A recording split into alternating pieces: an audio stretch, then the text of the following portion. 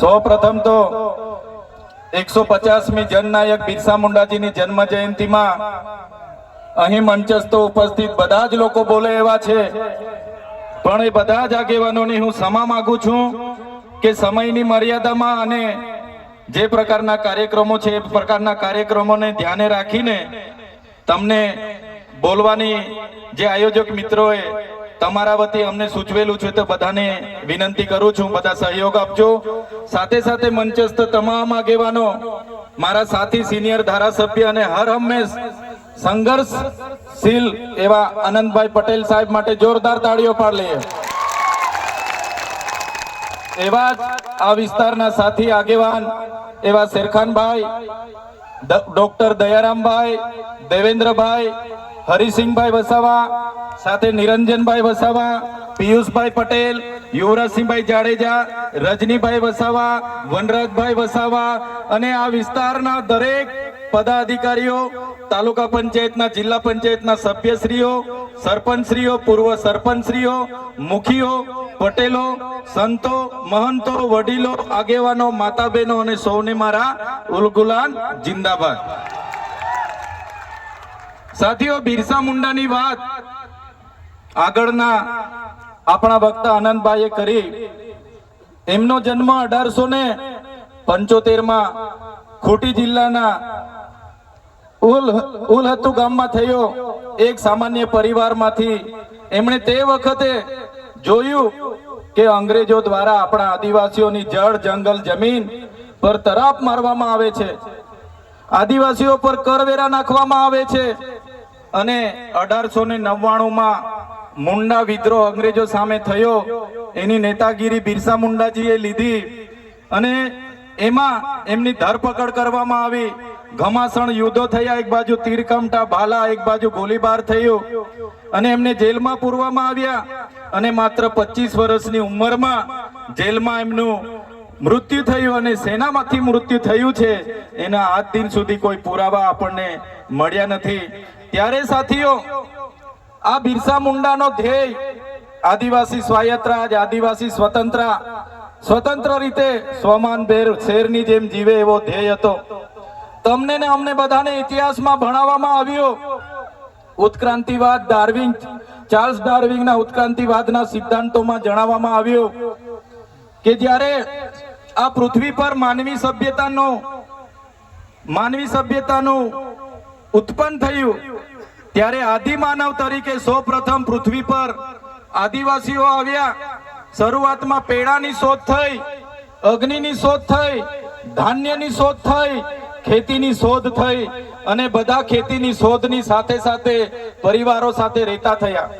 પરિવારો સાથે રહેતા થયા એટલે નાના નાના ગામો, નાના નાના કબીલાઓ બન્યા અને એ કબીલાઓના મુખીઓ બન્યા, સરદારો બન્યા અને શાંતિથી પ્રકૃતિ સાથેનું એમનું જીવન ચાલુ હતું. એ દરમિયાન આ દુનિયામાં સંપત્તિ માટે લડાઈ થઈ, સત્તા માટે લડાઈ થઈ, સ્ત્રીઓ માટે લડાઈઓ થઈ અને એમાં એ લોકોની જે સભ્ય સંસ્કૃતિ પોતાને માનનારા સમાજ દ્વારા આદિવાસી સમાજના એક કબીલા ઉપર આક્રમણો થયા. સામદામ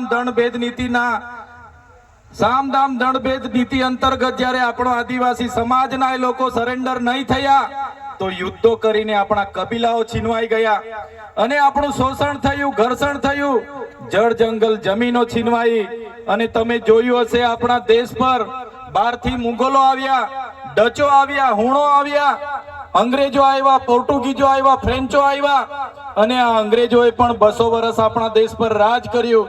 એ ઇતિહાસથી લઈને આજ દિન સુધી આદિવાસીઓનું માત્ર ને માત્ર શોષણ થતું આવ્યું છે.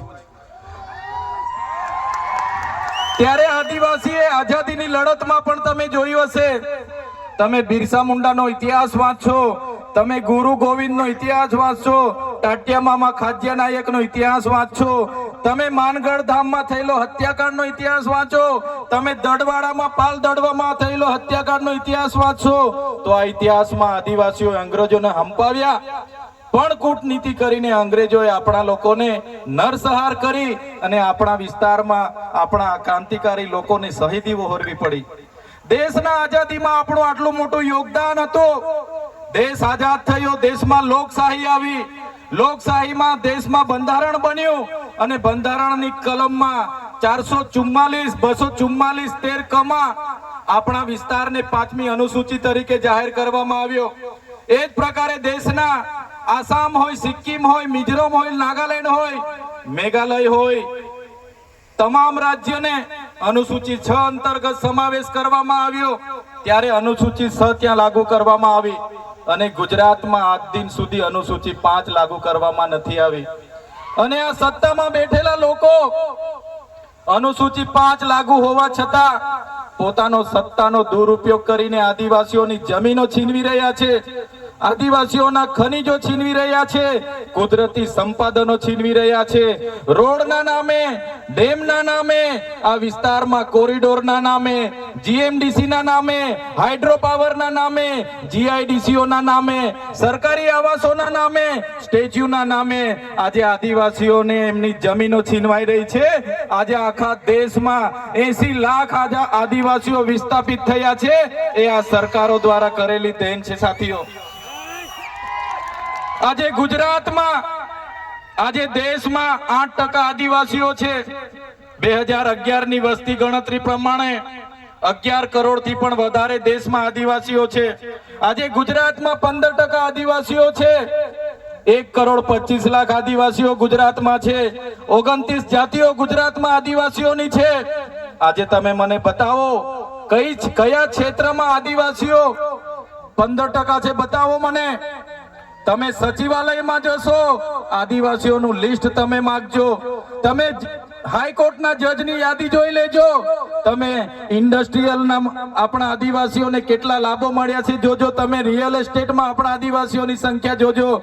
ત્યારે આઝાદીના 78 વર્ષમાં સરકારોએ માત્ર ને માત્ર આદિવાસી બજેટમાંથી અમૃત મહોત્સવો કાઢે છે, વિકાસ મહોત્સવો કાઢે છે, ગૌરવ યાત્રાઓ કાઢે છે અને પોતાના તાઇફાઓ કરે છે. ત્યારે હવે આપણે બધાએ જાગી જવાનું છે અને આ સરકારને 2027માં ઉખાડીને આપણે ફેંકી દેવાની છે. સાથીઓ, અમે 4 વર્ષ પહેલા જનનાયક બિરસા મુંડાજીની પ્રતિમા ડેડિયાપાડામાં સ્થાપના કરી અને એમના વિચારો